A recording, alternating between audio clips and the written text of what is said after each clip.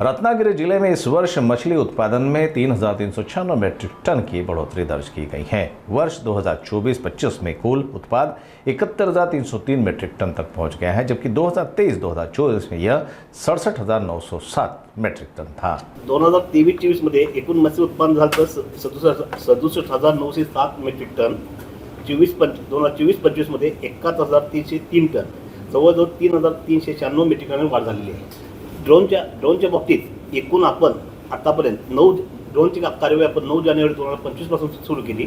आतापर्यंत एकूण रत्नागिरी जिल्ह्यात, आता मी फक्त आपल्याला ही रत्नागिरी जिल्ह्याची माहिती देत आहे, एकूण 367 अनाधिकृत मासेमारी नौकांवर प्रतिवेदन दाखल करण्यात आलं। त्यावेळी 82 नौकांवर प्रतिवेदन निकाली करण्यात आली। त्याचबरोबर आणि एकूण 29 LED नौकांवर प्रतिवेदन दाखल करण्यात आलं आणि 19 प्रतिवेदन निकाली करण्यात आली।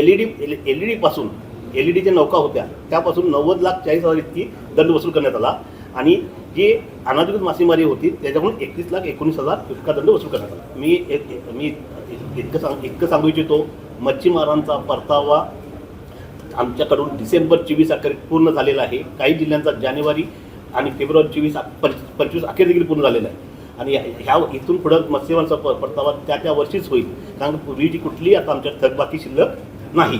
बेलकरवाडा फेज 2च्या बाबतीत एकूण 11 कामं आहेत आणि 11 कामांच्या बाबतीत 27 कोटीची कामं आहेत।